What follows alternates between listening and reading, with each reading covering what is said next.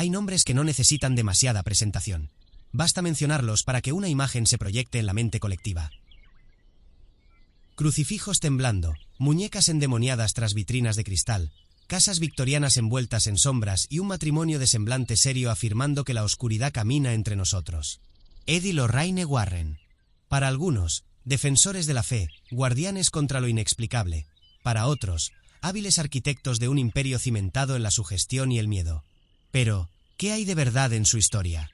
¿Qué parte de lo que se cuenta en libros, películas y testimonios pertenece al terreno sólido de los hechos, y qué tanto habita en la neblina de la mitología moderna? Esta introducción no busca ofrecer respuestas definitivas, sino abrir un expediente sellado con años de rumores, titulares de prensa y ficciones cinematográficas. El archivo de los Warren no es un solo documento. Es un laberinto de versiones, de relatos cruzados, de testigos que juraron haber visto al demonio y de escépticos que no dudaron en llamarlos farsantes. El punto de partida es inevitable. Amityville, 1975. Una casa en Long Island, Nueva York. 6 asesinatos atroces cometidos por Ronald DeFeo, y después, una familia que afirma ser acosada por presencias infernales. Los Warren entran en escena como exorcistas modernos, y la prensa amplifica el relato. Los recortes de periódico se convierten en combustible para la imaginación colectiva. Titulares en letras gruesas, fotografías en blanco y negro, y la promesa de que lo sobrenatural había dejado de ser leyenda para instalarse en el corazón de la clase media estadounidense. Décadas más tarde, Hollywood encontraría en ese mismo caso un tesoro inagotable, multiplicando películas, documentales y debates. Pero ya desde el inicio se sembraba la duda. ¿Fueron los Warren testigos de un fenómeno real, o supieron explotar como nadie la psicología del miedo? Junto a Amityville, otro símbolo se volvió inseparable de su legado: Annabelle. Una muñeca guardada en una vitrina sellada, con un letrero que advertía: Positively do not open. No era una muñeca aterradora en apariencia, sino un Aragidian de tela y ojos negros, inocente a simple vista. Sin embargo, los Warren aseguraban que en su interior residía una entidad maligna que había atacado a estudiantes, dejado mensajes escritos en papel pergamino y provocado fenómenos inexplicables. Esa vitrina se transformó en altar profano y en atracción de museo, y hoy, millones de personas alrededor del mundo conocen su imagen gracias a sagas cinematográficas que la convirtieron en estrella del terror. ¿Era Annabelle realmente un objeto maldito, o el marketing sobrenatural más brillante del siglo XX? Aquí emerge la dualidad que define la introducción a la figura de los Warren. ¿Héroes espirituales o arquitectos del engaño? La Iglesia Católica, con frecuencia reservada en sus juicios, los mantuvo siempre en un área gris, ni plenamente reconocidos, ni completamente desautorizados. Para los fieles que veían en ellos guerreros contra el mal, Ed y Lorraine eran los últimos caballeros de una cruzada eterna contra Satán. Para los investigadores escépticos, en cambio, no eran más que actores de un teatro bien montado, con conocimientos de psicología popular y un talento innegable para los medios de comunicación. La cultura popular terminó por hacer lo que siempre hace: transformar la ambigüedad en mito. El universo cinematográfico de The Conjuring, basado en sus archivos, catapultó a los Warren a la categoría de leyenda. Millones de espectadores en todo el mundo lloraron, se estremecieron y rezaron en las salas de cine, convencidos de estar presenciando historias basadas en hechos reales. Y, sin embargo, pocos compararon esas escenas con las entrevistas reales del matrimonio, los tonos pausados de Ed, la mirada vidente de Lorraine, los matices de un discurso menos espectacular que el de la pantalla, pero igualmente magnético. Abrir un archivo sobre los Warren es abrir un cofre doble. De un lado, fotografías en blanco y negro, carpetas polvorientas con testimonios escritos a mano, cintas grabadas con voces quebradas que aseguran haber visto sombras recorrer pasillos.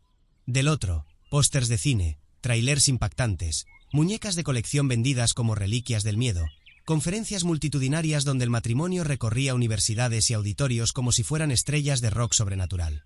La pregunta inicial sigue en pie, atravesando toda esta narrativa: ¿qué hay de verdad en los casos de los Warren? ¿Se enfrentaron realmente a fuerzas invisibles, o supieron interpretar como nadie el hambre cultural por lo paranormal?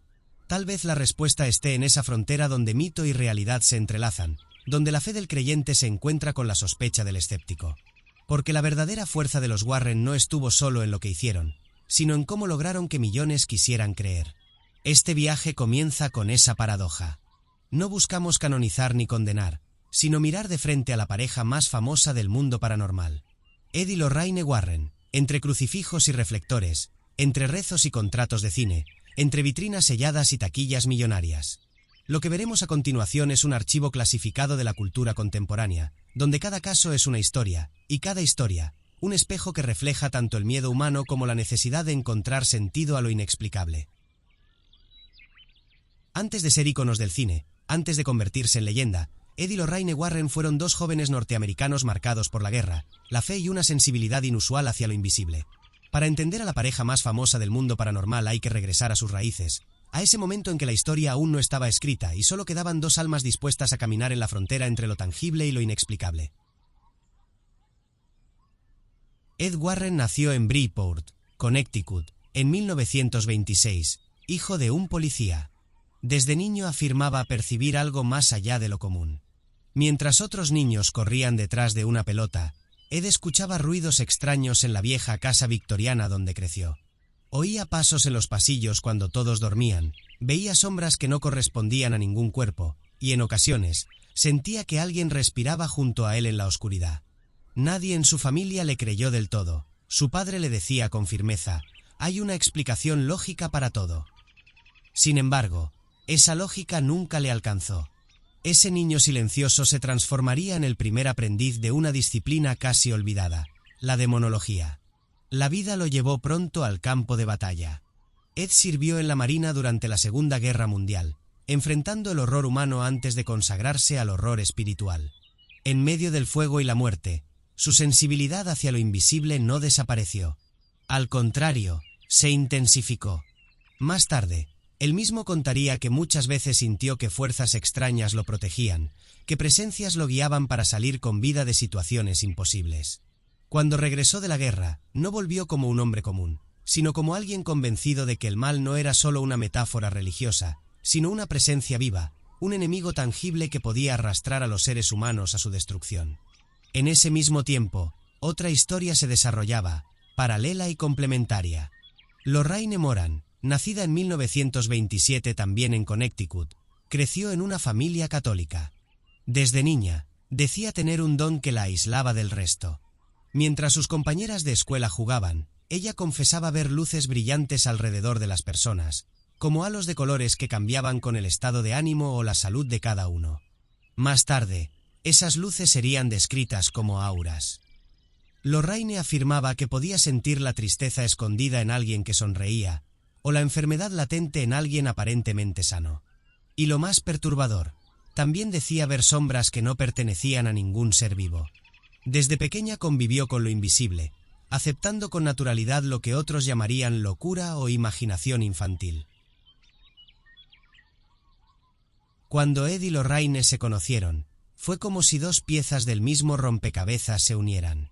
Un aprendiz de demonología que había visto la muerte en los campos de guerra, y una médium clarividente que afirmaba tener contacto directo con el mundo espiritual.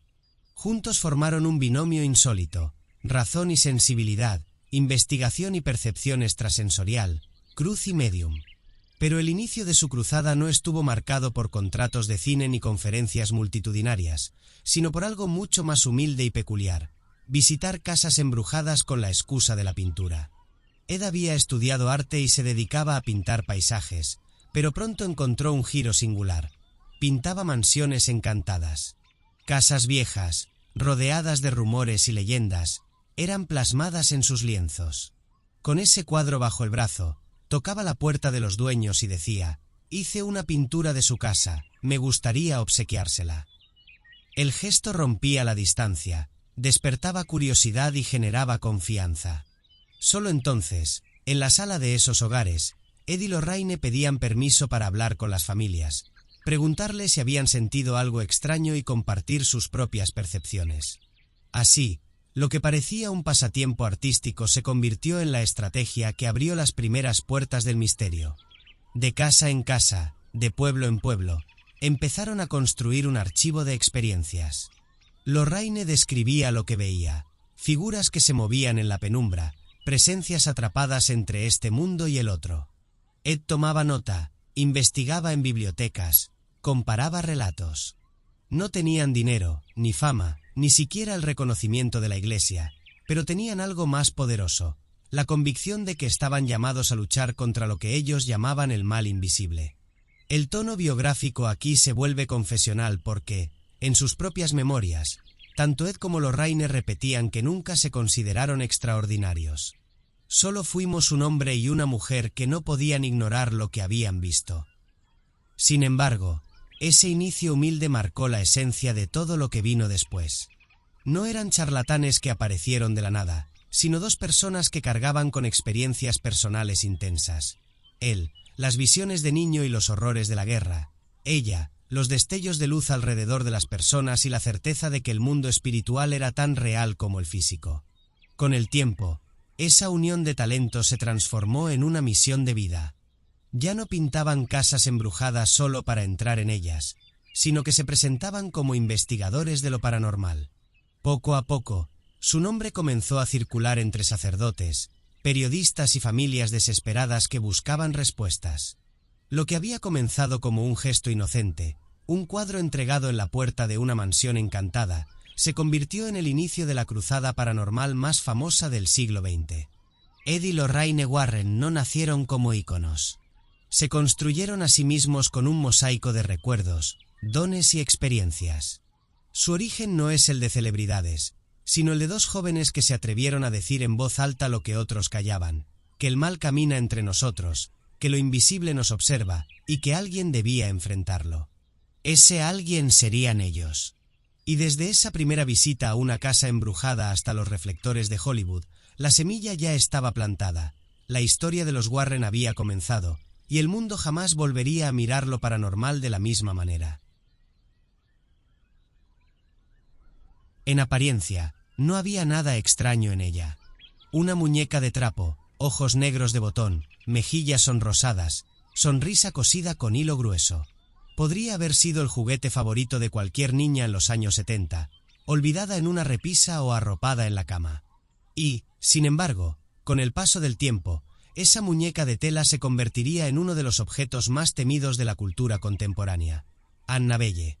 El caso comienza en 1970, cuando una joven enfermera recibe como regalo de cumpleaños aquella Raggedy Ann. La muñeca fue colocada en su departamento, compartido con otra enfermera. Al principio, era un adorno simpático. Pero pronto comenzaron las anomalías. La muñeca aparecía en posiciones distintas a las que le dejaban, sus brazos y piernas cambiaban de lugar, incluso parecía moverse de una habitación a otra. Al llegar del trabajo, las jóvenes encontraban a Annabelle sentada en la sala, cuando la habían dejado sobre la cama. Las notas escritas fueron lo que transformó la inquietud en miedo. En pequeños pedazos de papel, con caligrafía temblorosa, aparecían mensajes como «Ayúdanos, salva a Lou».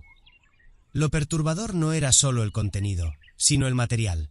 Las notas estaban escritas en un tipo de papel al que las enfermeras no tenían acceso. Nadie podía explicar de dónde salía. El clímax llegó cuando un amigo cercano, Lou, se quedó a dormir en el departamento. Durante la noche, despertó paralizado, incapaz de moverse, mientras la muñeca lo miraba desde el pie de la cama. Sintió que algo invisible lo estrangulaba. Cuando logró liberarse, encontró marcas de garras en su pecho, como si un animal lo hubiera atacado. El miedo había dejado de ser psicológico, ahora era físico, palpable. Fue entonces cuando las jóvenes recurrieron a una médium. Según esta, el espíritu de una niña llamada Annabelle Higgins se había apegado a la muñeca. Les pidió que le permitieran quedarse, que solo buscaba cariño. Conmovidas, aceptaron. Esa decisión selló su destino. Lejos de ser una niña inocente, lo que habitaba dentro de la muñeca era, según los Warren, una presencia demoníaca que usaba el engaño para entrar en el mundo humano. Ed y Lorraine Warren fueron llamados al caso. Tras entrevistar a las jóvenes y analizar los sucesos, concluyeron que la muñeca no estaba poseída en el sentido clásico. Ningún objeto inanimado puede estarlo. Lo que había ocurrido era más siniestro. El demonio utilizaba la muñeca como un medio, un disfraz, un anzuelo para atrapar a las chicas y obtener permiso de manifestarse en el hogar. En palabras de Ed, no era la muñeca la que se movía. Era el espíritu inhumano manipulándola como a un títere. Los Warren intentaron un ritual de exorcismo, pero la actividad no cesó. Finalmente, decidieron llevarse la muñeca con ellos. El viaje de regreso fue una pesadilla. El auto fallaba, los frenos se negaban a responder, y solo cuando rociaron a Annabelle con agua bendita lograron llegar a salvo. Conscientes del peligro, los Warren construyeron una vitrina de madera y vidrio bendecida por un sacerdote, donde Annabelle fue encerrada. En el frente colocaron un letrero que aún hoy se lee: Positively do not open, no abrir bajo ninguna circunstancia. El objeto se convirtió en la pieza central del Museo del Ocultismo de los Warren, un lugar repleto de artefactos malditos, crucifijos, espejos embrujados y reliquias de exorcismos. Pero incluso en cautiverio, Annabelle no dejó de sumar historias. Visitantes que se burlaban de ella enfermaban poco después.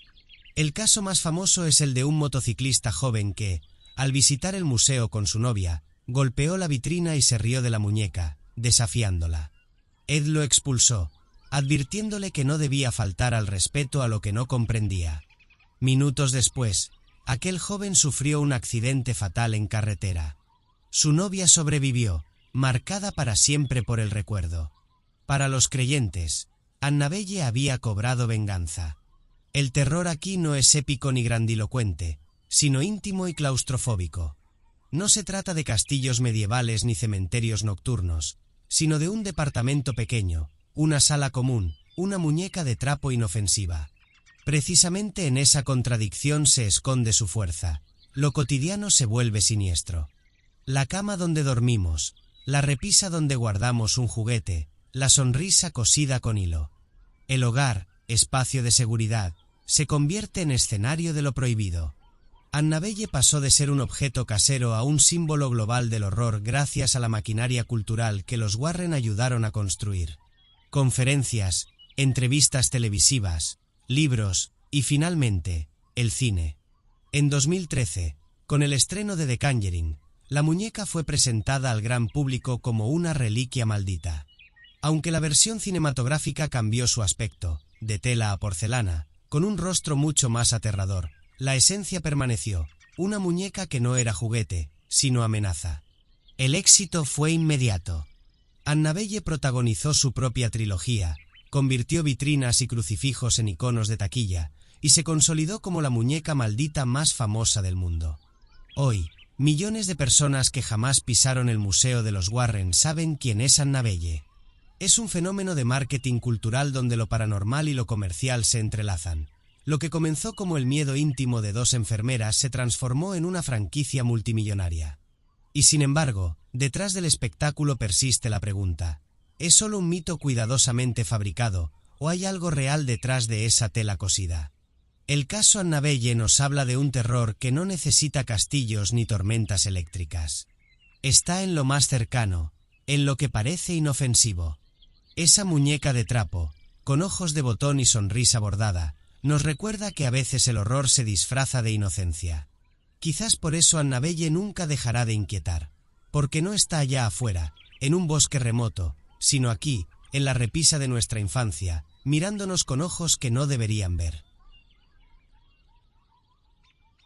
En Long Island, Nueva York, hay una casa que parece extraída de un sueño americano. Fachada blanca, ventanas con forma de ojos que miran al río Amityville, un jardín cuidado, la postal perfecta de una vida en calma. Pero bajo esa apariencia tranquila late una herida imposible de cerrar. En 1974, en esa casa, Ronald DeFeo Jr., un joven de 23 años, tomó un rifle y a sangre fría asesinó a sus padres y a sus 4 hermanos mientras dormían. El crimen estremeció a la nación. 6 cadáveres en camas alineadas, disparos que resonaron en la madrugada y, aún así, ningún vecino escuchó nada. Una casa que desde entonces fue marcada, no solo por el horror del crimen, sino por algo más oscuro, algo que no podía explicarse con simples titulares. Un año después, George y Katy Lutz, junto con sus 3 hijos, decidieron comprar la propiedad. El precio era una tentación, una mansión hermosa, amplia, vendida a menos de la mitad de su valor real. Demasiado bueno para ser verdad, dirían algunos. Pero los Lutz no buscaban fantasmas, buscaban un hogar. Así, con cajas, muebles y esperanzas, entraron a la casa sin imaginar que cada escalón, Cada puerta y cada rincón parecía tener memoria, una memoria hambrienta que aguardaba silenciosa. Los primeros días parecieron normales. Una mudanza como cualquier otra, con desorden, cajas sin abrir y planes por organizar. Pero pronto, las grietas comenzaron a abrirse en lo invisible. Katy empezó a notar olores extraños, como azufre quemado, que aparecían de repente en habitaciones cerradas. George, un hombre fuerte y práctico, comenzó a despertarse a la misma hora todas las madrugadas. Las 3:15 de la madrugada, la hora exacta en que Ronald DeFeo había disparado contra su familia. Cada despertar era un desgarrón en la rutina, un recordatorio de que el tiempo en esa casa estaba atado a un crimen sangriento. No tardaron en llegar las señales físicas. Ventanas que se cerraban solas con fuerza. Puertas que crujían en medio del silencio.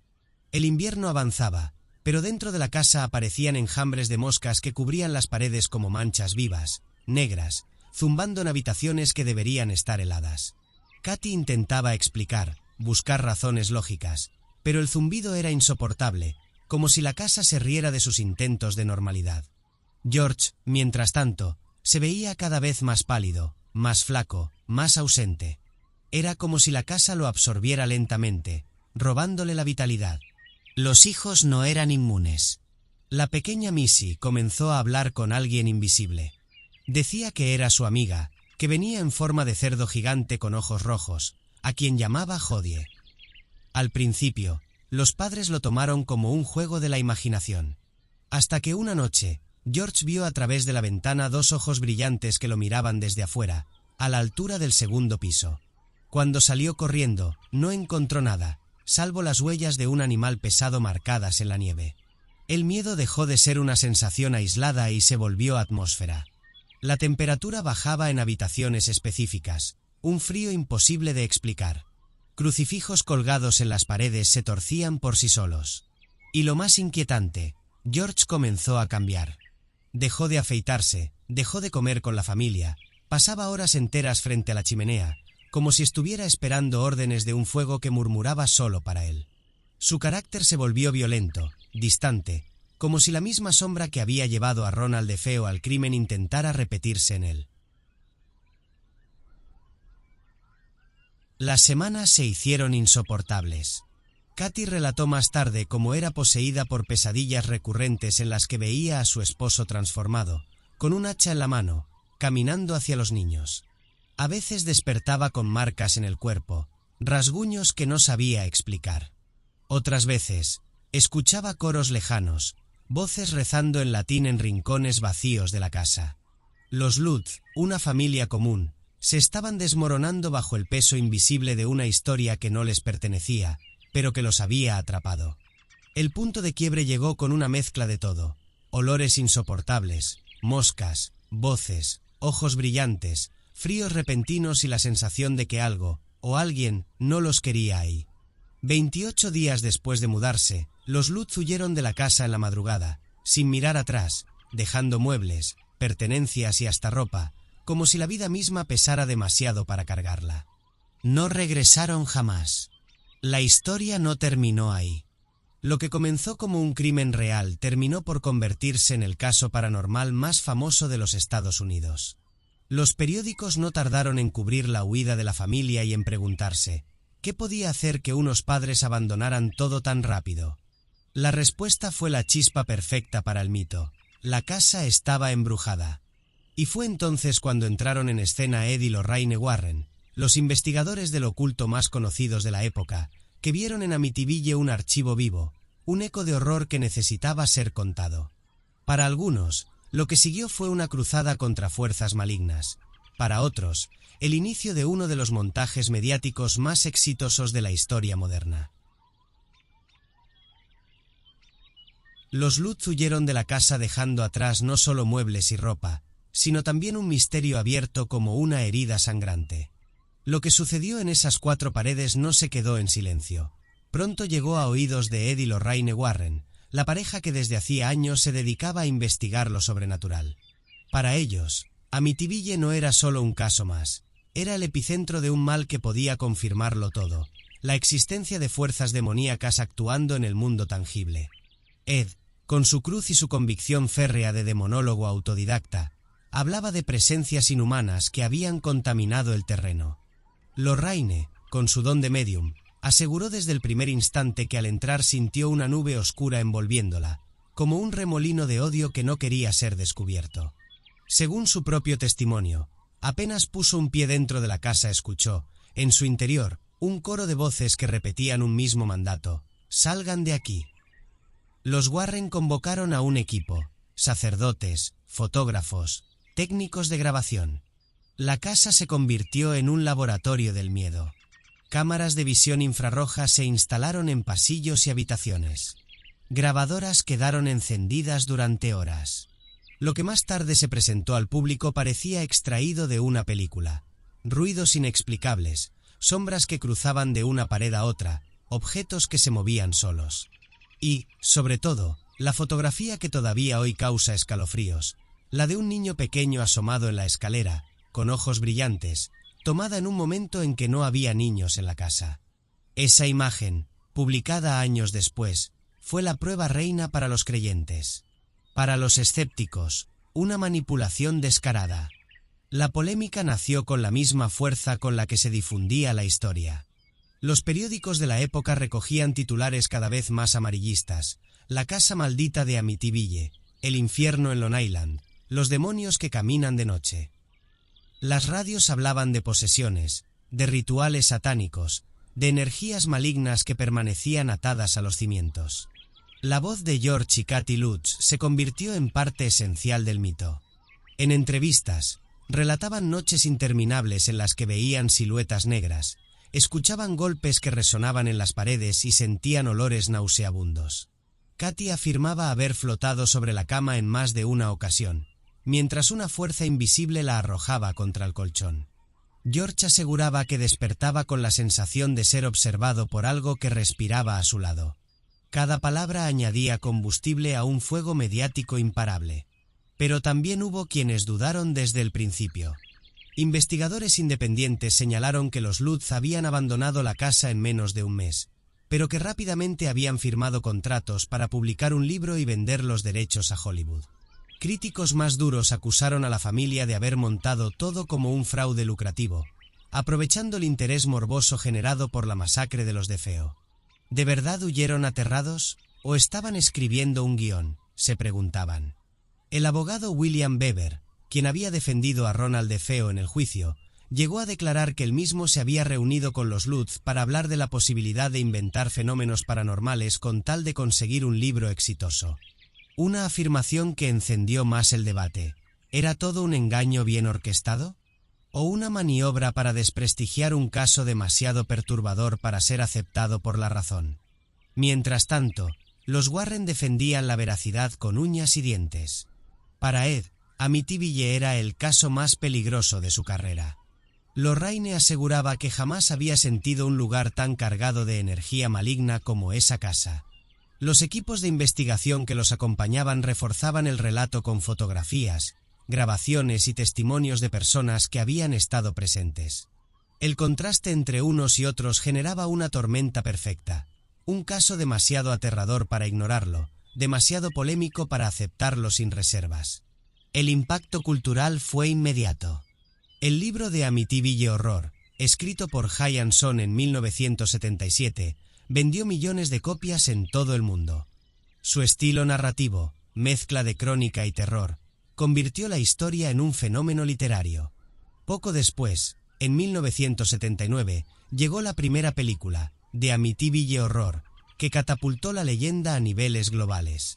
Lo que había sido un crimen sangriento se transformó en una franquicia de miedo. Secuelas, remakes, documentales, programas de televisión, todos retomaban la misma premisa. Una casa donde lo imposible se volvió cotidiano, donde el mal se respiraba en cada esquina. Amityville dejó de ser solo un lugar. Se convirtió en un símbolo. Una metáfora del mal escondido bajo fachadas tranquilas. Una advertencia de que el horror puede habitar incluso en lo más ordinario. Una casa familiar, con cortinas blancas y césped recién cortado. Y los Warren, gracias a este caso, pasaron de ser investigadores conocidos en círculos especializados a figuras internacionales, invitados en programas de televisión, consultores de guiones, protagonistas de conferencias abarrotadas. Sin embargo, junto con la fama vino también la sombra de la duda. Cada entrevista era un campo de batalla entre creyentes y escépticos. Cada nuevo detalle revelado por los Lutz o por los Warren era analizado, cuestionado, diseccionado por periodistas, investigadores de lo paranormal, abogados y académicos. El caso de Amityville se transformó en algo más grande que una simple historia de fantasmas. Se volvió un espejo de la eterna lucha entre fe y escepticismo, entre la necesidad humana de creer en lo invisible y la exigencia racional de pruebas irrefutables.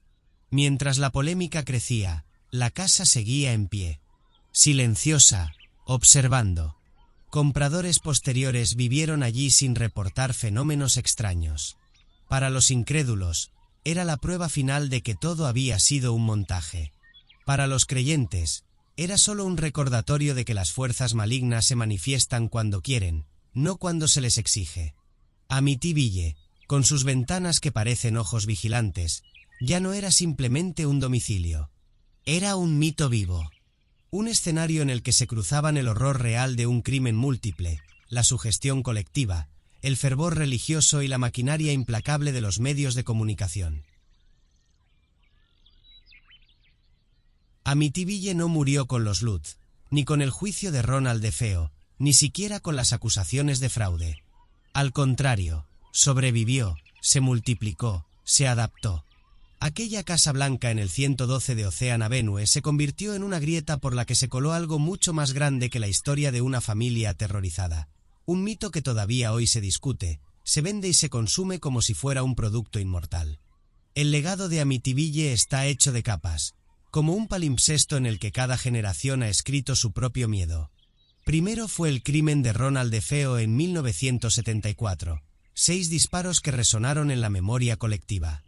Después, la huida de los Lutz en 1975, dejando atrás una casa donde decían que el mal se manifestaba en formas que desafiaban la razón. Y, finalmente, la llegada de los Warren, que dieron a ese relato la validación de expertos en lo paranormal. La historia fue absorbida por la cultura popular con una rapidez pasmosa. El libro de High & Son vendió más de 6 millones de copias en los primeros años, traducido a múltiples idiomas. La película de 1979 recaudó cifras millonarias, se convirtió en un clásico del cine de terror y fijó en la mente colectiva las imágenes de ventanas brillando como ojos malignos y pasillos oscuros donde lo invisible acechaba. Pero la maquinaria no se detuvo ahí. Cada década produjo nuevas versiones. En los años 80, Hollywood lanzó secuelas que mezclaban exorcismos, demonios y casas poseídas. En los 90, documentales televisivos presentaban el caso como el expediente paranormal más importante del siglo XX. En 2005, un remake cinematográfico volvió a poner Amityville en las carteleras mundiales, arrastrando a nuevas generaciones a preguntarse si lo que veían en pantalla era fantasía o un eco de hechos reales. Lo fascinante de Amityville es que trascendió el simple ámbito del horror. Se convirtió en un espejo de los temores de la sociedad. En los años 70, reflejaba el miedo a las sectas, al satanismo y a lo oculto en un Estados Unidos que lidiaba con el eco de Manson y los crímenes rituales. En los 80 y 90, fue un ícono del auge del entretenimiento paranormal, cuando lo misterioso vendía tanto como el sexo o la violencia. Y en el siglo XXI, en plena era de Internet, Amityville se transformó en un campo de batalla digital entre creyentes que comparten fotografías, psicofonías y teorías, y escépticos que desmontan cada pieza con análisis forenses y científicos. El impacto en la vida de los Warren fue incalculable. Amityville los catapultó a la cima de la fama internacional. Para muchos, fue el caso que probó que su cruzada era real, que de verdad luchaban contra fuerzas oscuras que amenazaban al ser humano. Para otros, fue el momento en que dejaron de ser investigadores serios y se transformaron en estrellas mediáticas, capaces de exagerar y distorsionar con tal de mantener el interés público. Sea como fuere, desde ese instante, el nombre Warren quedó asociado inseparablemente al misterio. Pero el caso también dejó cicatrices. Ronald DeFeo murió en prisión en 2021, siempre insistiendo en que no había actuado solo, que voces lo habían empujado a apretar el gatillo aquella noche maldita. George y Katy Lutz vivieron el resto de sus vidas bajo la sombra de Amityville, defendiendo su versión frente a quienes los acusaban de farsantes. Ed y Lorraine murieron en diferentes décadas, pero su reputación y su relación con Amityville siguieron alimentando debates académicos, artículos periodísticos y películas de éxito. La casa, por su parte, se convirtió en objeto de fascinación y rechazo. Los dueños posteriores intentaron borrar la leyenda, cambiando el número de la dirección y remodelando las famosas ventanas en forma de ojos. Aún así, turistas, curiosos y cazadores de lo paranormal seguían llegando, fotografiando la fachada, buscando sentir aunque fuera un soplo de lo que los Lutz habían narrado. Algunos aseguraban que el aire allí pesaba distinto, que la calle guardaba un silencio incómodo, como si la tragedia no hubiera terminado de desvanecerse. El verdadero poder de Amityville, quizá, no está en si fue real o un fraude. Está en lo que representa. Es el punto de encuentro entre crimen y leyenda, entre lo tangible y lo invisible, entre el dolor humano y el imaginario colectivo. Es una historia que funciona en dos planos. En el primero, el de la violencia real, un joven que asesinó a su familia mientras dormía. En el segundo, el de lo sobrenatural, un mal que se niega a ser olvidado y que parece tomar nuevas formas cada vez que alguien lo invoca. Y ese doble plano es lo que la ha mantenido viva durante casi 50 años. Porque incluso los escépticos, al hablar de Amityville, se convierten en guardianes del mito. Al desmontar la historia, contribuyen a perpetuarla. Al negarla, la hacen renacer con más fuerza. El debate mismo es parte del embrujo. Hoy, Amityville sigue siendo estudiada en libros de criminología, en congresos de parapsicología y en ensayos sobre cultura pop. Su nombre aparece en canciones, series, videojuegos, y cada tanto resurge en titulares de prensa que buscan reactivar el morbo. Para los creyentes, es la prueba de que el mal existe y habita entre nosotros. Para los escépticos, es el fraude mejor vendido de la historia moderna. Pero tal vez el secreto de su inmortalidad radica en algo más profundo. Amityville nos recuerda que todos necesitamos creer en algo, ya sea en demonios que caminan en la noche o en la capacidad humana de inventarlos. Nos muestra que el miedo, al igual que la fe, es una fuerza colectiva que construye realidades. Y que, aunque los muros de esa casa cambien, aunque los nombres se borren, el relato seguirá vivo mientras haya alguien dispuesto a contar, con voz temblorosa, la historia de la casa donde la oscuridad se volvió hogar. Amityville no terminó en Long Island. Vive en cada narración que lo invoca, en cada espectador que apaga la luz después de ver una película, en cada lector que cierra un libro con la sensación de que algo lo observa desde la esquina del cuarto. Quizá el horror más grande no sea lo que pasó en esa casa, sino lo que despierta en nosotros cada vez que pensamos en ella, la duda eterna de que, al otro lado de la realidad, hay algo esperando. En el norte de Londres, en un barrio obrero llamado Enfield, una casa de ladrillo idéntica a miles de otras se convirtió en el escenario del poltergeist más célebre del siglo XX. Corría 1977 cuando la familia Hodgson, una madre separada, Peggy, y sus 4 hijos, comenzó a vivir noches que parecían arrancadas de un expediente demoníaco. No era una mansión gótica ni un castillo maldito, era un hogar humilde, con cortinas raídas y paredes gastadas. Y sin embargo, pronto todo el Reino Unido conocería su dirección, como si aquellas paredes ocultaran un secreto que ni la razón ni la ciencia podían sofocar. La primera señal fue el ruido. Golpes secos en las paredes, repetidos como si alguien invisible tamborileara desde el interior. Peggy pensó que eran las cañerías o travesuras de los vecinos, pero los sonidos aumentaron. No eran tuberías, eran ráfagas, estallidos, como martillazos en el silencio de la noche. Después, los muebles comenzaron a moverse. Sillas que se arrastraban solas por el suelo, una cómoda que se desplazó ante los ojos atónitos de la madre y sus hijas. Fue entonces cuando Peggy supo que algo extraño habitaba su casa. Las protagonistas pronto quedaron claras: Janet, de 11 años, y su hermana Margaret, de 13. Las niñas eran el epicentro de lo imposible. Los fenómenos parecían seguirlas, orbitarlas, como si una energía invisible las hubiera escogido para manifestarse. Janet, en particular, comenzó a mostrar signos inquietantes, trances, convulsiones y, sobre todo, una voz. Una voz gutural, profunda, que emergía de su garganta con la textura de un anciano fumador empedernido. Aquella voz afirmaba llamarse Bill, decía haber muerto en la misma casa, aseguraba conocer detalles que las niñas jamás habrían podido inventar. Los investigadores que acudieron al lugar grabaron horas de cintas con aquella voz demoníaca, intentando encontrar pruebas de fraude, pero lo único que obtenían era más desconcierto. El barrio entero se contagió del miedo. Los vecinos reportaban ver luces extrañas en las ventanas. Visitantes ocasionales juraban haber sentido corrientes heladas atravesar el pasillo, incluso en pleno verano. Y entonces llegó lo que haría del caso un ícono: las fotografías. Varios reporteros que acudieron para cubrir el suceso captaron imágenes de Janet en pleno aire, aparentemente levitando sobre su cama. Las fotos muestran a la niña con expresión de terror, suspendida a medio metro del suelo, como si una fuerza invisible la hubiese lanzado. De inmediato, los medios de comunicación se abalanzaron sobre la historia. Los periódicos británicos publicaban titulares cada vez más llamativos: niñas poseídas en Enfield, la casa más embrujada de Inglaterra. Pero con la fama llegaron también las dudas. Algunos periodistas acusaron a Janet y Margaret de inventar todo, de ser niñas astutas que buscaban atención en medio de una infancia rota por el divorcio de sus padres. Señalaron que las fotos de la levitación parecían más un salto capturado en el aire que una flotación sobrenatural. Otros se aferraban a la idea de que la voz demoníaca podía haber sido producida con un simple truco vocal. Lo cierto es que no todos se dejaron convencer por la explicación escéptica. Policías que habían sido llamados en las primeras noches aseguraron haber visto sillas moverse sin contacto humano. Un oficial declaró bajo juramento que presenció cómo un sillón se deslizó casi 1 metro en plena sala.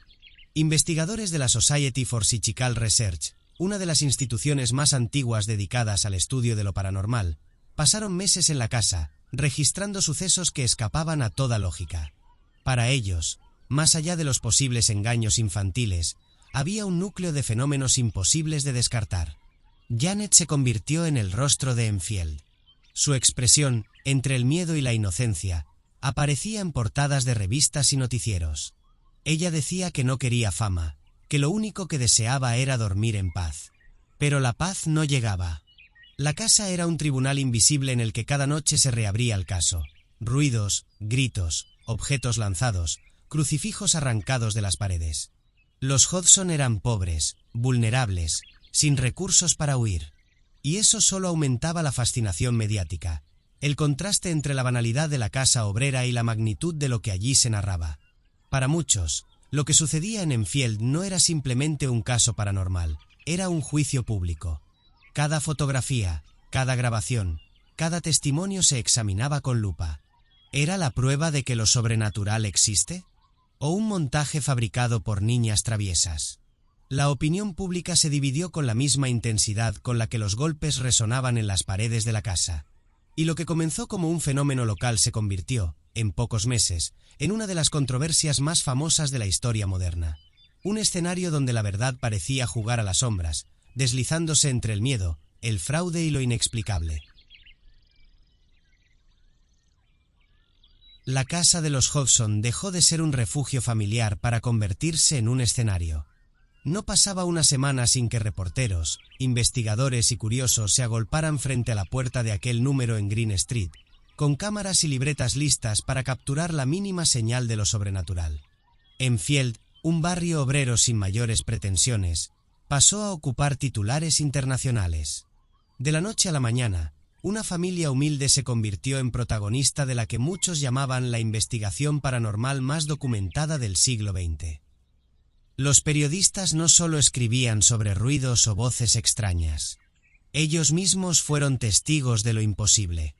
Varios reportaron haber visto objetos volar frente a sus ojos, peluches que atravesaban la habitación, cucharas que se doblaban sin contacto humano. Una reportera del Daily Mirror declaró que un bloque de Lego salió disparado contra su rostro y le dejó un moretón visible durante días. El caso se volvía, a cada paso, más difícil de reducir a la imaginación infantil. La voz de Janet, gutural y áspera, era la estrella de la investigación. Horas y horas de grabaciones recogieron cómo esa niña de 11 años hablaba con un tono profundo, sostenido, que ningún foniatra pudo explicar del todo. En las cintas se escuchaba como el supuesto Bill respondía preguntas con detalles precisos sobre su vida y su muerte, que había fallecido en esa casa, sentado en un sillón del salón, años antes de que los Hodgson se mudaran. Aquellos datos coincidían con testimonios de antiguos vecinos, lo que alimentó la sospecha de que, efectivamente, allí había quedado atrapada una presencia. Sin embargo, los escépticos tenían su propio arsenal. Foniatras aseguraban que una niña podía, con entrenamiento, proyectar una voz de ese tipo al tensar las cuerdas vocales falsas, un truco similar al que usan algunos cantantes de death metal. Otros sostenían que las fotografías de Janet levitando eran en realidad saltos congelados por la cámara. La prensa amarillista disfrutaba de ese vaivén. Cada portada oscilaba entre lo aterrador y lo ridículo. Un día, el Daily Mail presentaba a Janet como la niña poseída por un anciano muerto. Al siguiente, caricaturas la mostraban colgada de una cuerda, simulando flotar. El caso se convirtió en un juicio mediático. Cada actor representaba un papel. Los Hodgson, como víctimas de un mal inexplicable, los investigadores de lo paranormal, como defensores de la verdad oculta, los periodistas, como fiscales escépticos dispuestos a desenmascarar la farsa. Y en medio de todo, Janet y Margaret, dos niñas atrapadas entre el miedo real y la presión de un espectáculo mundial. El estrés sobre la familia era insoportable. Peggy Hodgson, la madre, no podía dormir, siempre pendiente de que los fenómenos no hirieran a sus hijos.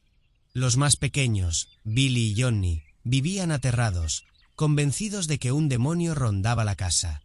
Janet, cada vez más expuesta, entraba en trances violentos. Su cuerpo se arqueaba, su voz cambiaba, sus ojos se perdían en un punto fijo. A veces era necesario que varios adultos la sostuvieran para evitar que se lastimara. El debate científico no tardó en encenderse. Investigadores de la Society for Psychical Research, Guy Lyon Playfair y Maurice Grosse, se instalaron durante meses en la casa. Documentaron más de 1,500 incidentes paranormales, golpes, voces, levitaciones, apariciones de sombras. Playfair insistía en que, aunque había habido pequeños fraudes por parte de las niñas, como exagerar algún ruido o lanzar un objeto, la mayor parte de los fenómenos eran auténticos y no podían explicarse. Esa postura lo convirtió en blanco de burlas por parte de la comunidad científica, que lo acusaba de ingenuo o de cómplice. Los Hodgson vivían en un limbo, necesitaban ayuda, pero cualquier ayuda llegaba con cámaras y micrófonos. La casa era un laboratorio abierto, y cada noche parecía un experimento macabro donde lo sobrenatural se mezclaba con el sensacionalismo.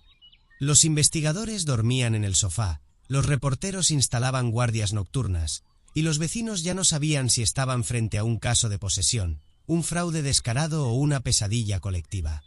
Lo judicial y lo paranormal se cruzaban en una extraña danza. Declaraciones juradas de policías confirmaban fenómenos que no tenían explicación. Grabaciones reproducían una voz imposible en una niña de 11 años. Y, al mismo tiempo, fotografías ambiguas alimentaban la sospecha de manipulación. La duda era el verdadero protagonista, un espectro intangible que dividía al mundo entre creyentes y escépticos. Aún así, Enfield se volvió un fenómeno cultural. Programas de televisión dedicaban horas a discutir el caso. Revistas de lo paranormal lo ponían como portada. Universidades lo analizaban como ejemplo de sugestión colectiva. El caso ya no pertenecía a los Hodgson. Se había transformado en un espejo de la sociedad británica, que debatía entre ciencia y fe, razón y misterio. Y en medio de ese torbellino, los Warren también aparecieron. Ed y Lorraine viajaron desde Estados Unidos a Inglaterra para examinar de primera mano la situación. Su llegada aportó más combustible al fuego. Para ellos, no había duda, lo que ocurría en Enfield era una infestación demoníaca. Lorraine afirmó haber visto con claridad presencias oscuras rondando a Janet. Ed, con su estilo vehemente, declaró que la familia estaba siendo utilizada por una entidad inhumana para sembrar miedo. Su intervención, sin embargo, fue recibida con recelo. Algunos investigadores británicos los acusaron de exagerar para ganar fama internacional. Otros señalaron que su testimonio coincidía sospechosamente con sus posteriores conferencias y libros. Pero la semilla ya estaba plantada, el caso Enfield se integraba al universo Warren, y con ello ganaba aún más visibilidad global.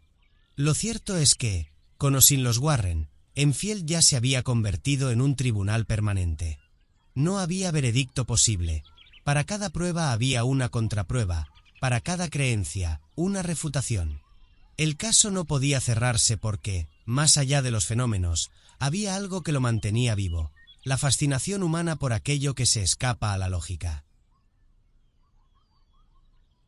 Los fenómenos en Green Street no duraron para siempre, aunque su eco aún resuena. Como toda tormenta, hubo un auge y luego una calma lenta, como si las presencias hubieran decidido retirarse tras cumplir con su cometido. Pero la calma nunca fue completa. Lo ocurrido había marcado de por vida a la familia Hodgson y al mundo que los observaba. A finales de 1979, después de casi 2 años de sucesos incesantes, la actividad sobrenatural comenzó a disminuir. Janet, la principal epicentro del poltergeist, fue enviada temporalmente a un hospital psiquiátrico infantil. Allí, lejos de la presión de la casa y de los medios, mostró señales de mejoría. Pero incluso en ese entorno controlado, las enfermeras aseguraban que ocurrían incidentes extraños. Camas que se movían, luces que parpadeaban sin razón. Era como si la sombra de Enfield la persiguiera. El público, sin embargo, ya estaba dividido de manera irreversible. Para algunos, lo sucedido había sido un fraude orquestado por niñas aburridas que buscaban atención. Para otros, era la prueba más sólida de que lo sobrenatural existe y puede irrumpir en la vida cotidiana con violencia innegable. Y en ese choque de narrativas, el caso pasó de ser una tragedia familiar a un símbolo cultural. Los investigadores que acompañaron el proceso quedaron marcados. Maurice Grosse, uno de los más comprometidos, defendió hasta el final la autenticidad de los fenómenos. Su hija había muerto en un accidente de tráfico poco antes de involucrarse en Enfield, y muchos sospecharon que su obsesión con lo paranormal estaba teñida por la necesidad de creer en una vida después de la muerte. Sus críticos lo señalaban como crédulo, sus defensores, como un hombre que arriesgó todo por encontrar la verdad. Guy Lyon Playfair, coautor del libro This House is Haunted, mantuvo una postura intermedia. Admitía que había habido engaños ocasionales por parte de las niñas, movimientos forzados, voces fingidas, pero insistía en que esos intentos eran una ínfima parte de un fenómeno mucho más grande e inexplicable. Su libro se convirtió en referencia obligada, alimentando el debate académico, periodístico y popular. En cuanto a Janet, su vida quedó marcada para siempre. Años después, en entrevistas, confesó que odiaba ser recordada como la niña poseída de Enfield. Reconocía que en algunos momentos había exagerado o jugado, pero juraba que la mayoría de los fenómenos eran auténticos, demasiado aterradores para haber sido inventados. Admitía haber sentido como si algo la tomara desde dentro, como si una fuerza oscura la usara como canal. Aquellas declaraciones, lejos de cerrar el caso, lo volvieron aún más enigmático. ¿Cómo separar la confesión de fraude de la confesión de horror real? El paso del tiempo no apaciguó el misterio. En lugar de eso, lo convirtió en mito. Documentales, artículos, programas de televisión y décadas después, películas, volvieron una y otra vez sobre Green Street. Cada nueva versión del relato añadía capas de ficción y de verdad, borrando las fronteras. La historia dejó de ser solo la de una familia aterrorizada y se transformó en un espejo cultural. El poltergeist de Enfield representaba la eterna lucha entre lo visible y lo invisible, lo racional y lo inexplicable. Cuando The Conjuring 2 estrenó en 2016, llevando la historia de Enfield a millones de espectadores en todo el mundo, los Warren aparecieron como protagonistas heroicos, enfrentándose al mal en nombre de la fe y la ciencia paranormal. Los críticos señalaron que en la vida real su participación había sido mínima, casi anecdótica, pero el cine ya no buscaba fidelidad, buscaba mito. Y Enfield, con su combinación de voces demoníacas, niñas levitando y un país entero debatiendo, era el material perfecto. El impacto cultural de Enfield es indiscutible. En la historia de la parapsicología, es un caso fundamental, citado una y otra vez como el poltergeist mejor documentado. En la historia de la prensa, es un ejemplo clásico de cómo lo inexplicable se convierte en espectáculo. Y en la historia del horror, es una mina inagotable de imágenes, frases y escenas que se reciclan en películas, series y libros. Pero más allá del espectáculo, queda la huella humana. Los Hodgson eran una familia común, golpeada por la pobreza y las dificultades, que de pronto fue arrastrada a un huracán global. Lo que para muchos fue entretenimiento, para ellos fue una pesadilla. La infancia de Janet y Margaret quedó atravesada por cámaras, micrófonos y voces imposibles. Peggy Hodgson murió en 2003, sin dejar de afirmar jamás que lo que vivieron era real. El poltergeist de Enfield nunca tuvo sentencia definitiva. No hubo absolución ni condena, solo un expediente abierto que sigue flotando en la memoria colectiva. Cada tanto, nuevas generaciones descubren el caso y vuelven a formular las mismas preguntas. ¿Era real o era un fraude? ¿Puede el miedo crear su propia realidad? ¿O es que lo sobrenatural existe, esperando una grieta para irrumpir en nuestras vidas? La verdad, quizá, está en ese territorio gris donde habitan los mitos. Un lugar donde lo que importa no es tanto lo que ocurrió, sino lo que significa. Enfield representa la frontera más delicada de la condición humana. La necesidad de explicar lo inexplicable, de darle forma a los fantasmas internos proyectándolos en paredes que crujen, voces que gritan, muebles que se mueven solos. Hoy, la casa en Green Street sigue en pie. Para algunos, es solo una vivienda más, habitada por familias que nada saben de aquel pasado. Para otros, es un santuario oscuro, donde todavía se perciben vibraciones extrañas. Lo cierto es que, real o no, el poltergeist de Enfield nunca murió. Vive en cada libro, en cada documental, en cada persona que escucha la historia y siente ese escalofrío que no proviene de las palabras, sino de la sospecha íntima de que lo imposible, quizá, está más cerca de lo que creemos. Enfield no fue solo un caso paranormal. Fue un juicio social, una pieza de teatro donde los actores, niñas, periodistas, investigadores, escépticos y creyentes, representaron la eterna obra del misterio humano. El telón nunca bajó del todo.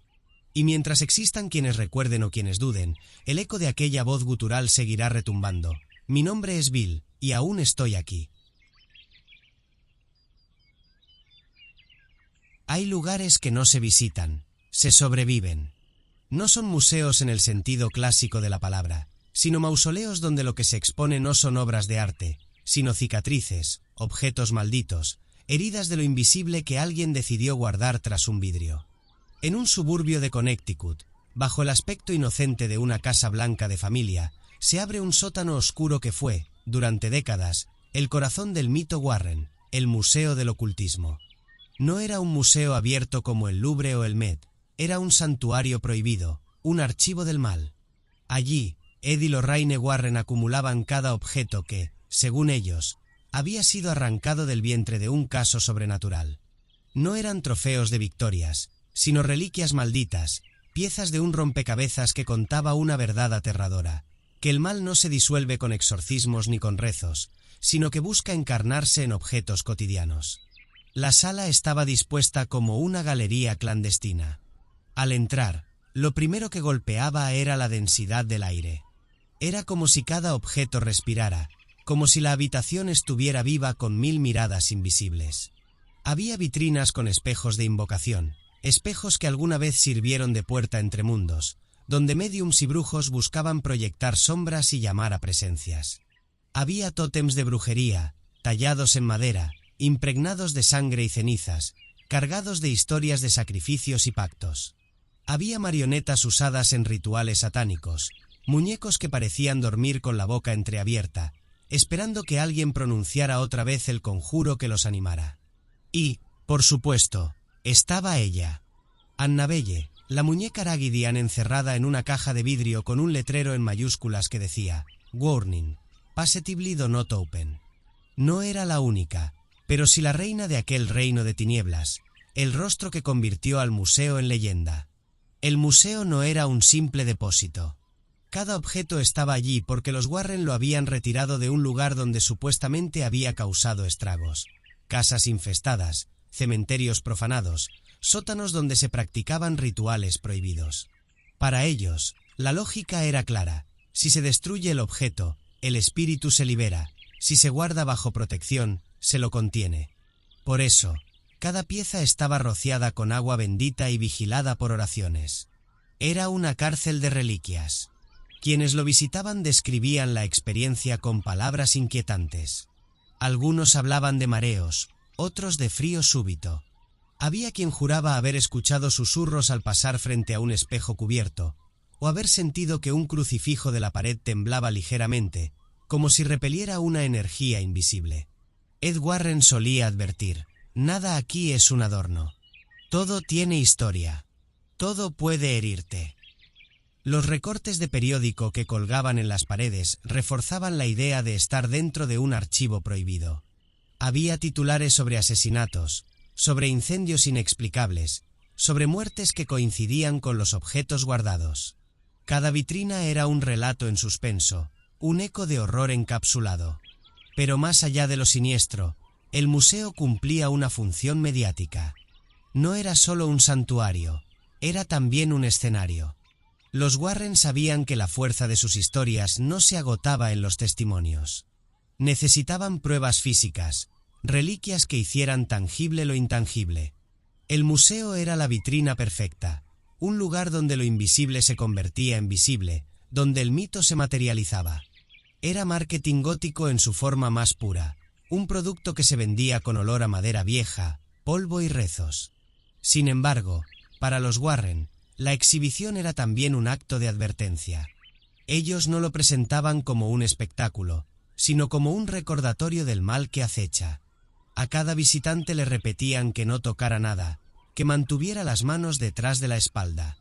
Había historias de jóvenes que se burlaron de Annabelle y luego sufrieron accidentes mortales.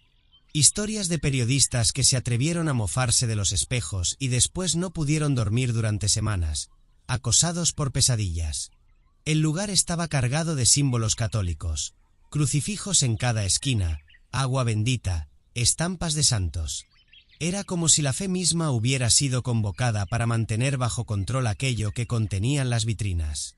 Pero esa superposición de lo sagrado y lo profano solo aumentaba la tensión del espacio. Era un lugar donde lo humano y lo demoníaco parecían convivir, separados apenas por un cristal. Al salir del museo, muchos decían sentirse aliviados, como si se hubieran liberado de un peso invisible. Pero también había quienes confesaban que, al regresar a casa, algo los seguía, un ruido extraño en la noche, una sensación de que alguien los observaba, un sueño cargado de presencias. El museo no terminaba en sus paredes, se prolongaba en la mente de los que lo visitaban, sembrando la duda de si todo eso era simple sugestión o si, de verdad, los objetos malditos habían encontrado nuevas presas. En esa tensión, en esa frontera entre la fascinación y el miedo, radicaba la fuerza del Museo del Ocultismo. No era solo un lugar físico, era una narrativa viva, un teatro gótico donde cada vitrina era un escenario y cada objeto, un protagonista. Era, en definitiva, un espejo del propio legado de los Warren, entre lo espiritual y lo mediático, entre la fe y el espectáculo, entre lo verdadero y lo inventado. El Museo del Ocultismo no tardó en superar las fronteras de un sótano en Connecticut. Lo que empezó como una colección privada de los Warren se convirtió en una de las atracciones más comentadas del mundo paranormal. La casa blanca y sencilla donde se encontraba adquirió un aura mítica, un espacio que parecía corriente en el exterior, pero que, al cruzar su umbral, revelaba un archivo de horrores encapsulados. La estrategia era clara y, aunque los Warren lo presentaban como una labor de fe y protección, el museo funcionaba también como un mecanismo de marketing poderoso. Cada vitrina no solo contenía un objeto, contenía una historia. Y las historias, como sabían muy bien Ed y Lorraine, son más letales que cualquier demonio. Se multiplican, viajan, sobreviven a la muerte. Los visitantes llegaban en busca de respuestas, de emociones, de un contacto con lo imposible. Algunos eran creyentes que veían el museo como un santuario contra el mal. Otros eran curiosos, escépticos que acudían solo para comprobar por sí mismos si tanto rumor tenía fundamento. Pero todos, sin excepción, salían con una impresión imborrable. Nadie podía recorrer aquellos pasillos sin sentir que algo respiraba junto a ellos, que detrás del cristal no había simple madera o tela, sino una presencia que aguardaba. La prensa jugó un papel crucial. Desde los años 70, revistas y periódicos dedicaban páginas enteras a los Warren y su colección. Fotografías de Annabelle, imágenes de crucifijos torcidos, relatos de visitantes aterrados. Todo servía para reforzar la idea de que lo sobrenatural no era un mito medieval, sino una realidad contemporánea, guardada en vitrinas. Cada reportaje era una pieza más en la construcción de la leyenda. Pero no todos miraban con devoción. Críticos y escépticos denunciaban que el museo no era más que un teatro del miedo, una escenografía cuidadosamente montada para explotar la credulidad del público. Señalaban que muchos objetos carecían de pruebas documentadas que confirmaran su origen o sus supuestos efectos. Acusaban a los Warren de haber construido no un santuario, sino una maquinaria mediática. Y, en parte, tenían razón. El museo era una maquinaria de narración. Cada objeto estaba allí para contar una historia, para atrapar la imaginación. Sin embargo, esa tensión entre fe y fraude era precisamente lo que lo hacía irresistible. El Museo del Ocultismo se convirtió en un lugar donde el visitante no solo enfrentaba objetos, sino sus propias creencias. Era un espejo oscuro en el que cada uno se encontraba con su mayor miedo, que lo sobrenatural sea real, o que nuestra necesidad de creer sea tan grande que inventamos monstruos para alimentar el vacío. Con el paso del tiempo, el museo trascendió incluso a sus fundadores. Tras la muerte de Ed en 2006 y luego de Lorraine en 2019, los objetos quedaron en manos de la familia y de la organización que ellos habían construido. El museo cerró oficialmente al público en años recientes por razones legales y de seguridad, pero eso no hizo más que alimentar su misterio. Hoy, solo un puñado de personas ha tenido acceso directo a sus salas. Y sin embargo, todos creen conocerlo. El cine fue el catalizador definitivo. Con la llegada de la saga de Conjuring, la vitrina de Annabelle, las marionetas satánicas, los espejos de invocación y los crucifijos de aquel sótano pasaron de ser rumores a iconos globales. Millones de espectadores en todo el mundo vieron dramatizada la colección, y aunque muchos nunca pisaron Connecticut, sintieron que habían caminado por ese sótano. El museo dejó de ser un lugar físico para convertirse en un mito cinematográfico, tan real como cualquier obra de arte colgada en un museo tradicional. Lo que alguna vez fue un cuarto oscuro con vitrinas mal iluminadas, se transformó en un emblema cultural. El Museo del Ocultismo ya no pertenece solo a los Warren, pertenece al imaginario colectivo. Es la materialización de un deseo humano ancestral: encerrar el mal, etiquetarlo, ponerlo detrás de un cristal y mirarlo desde la seguridad de la distancia. Pero también es la confirmación de que ese mal nunca queda realmente encerrado.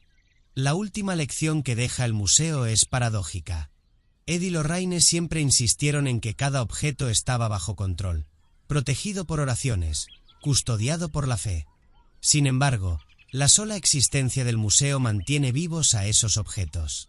Mientras la gente hable de Annabelle, mientras alguien recuerde el tótem de brujería o la marioneta de ritual, esos objetos siguen teniendo poder.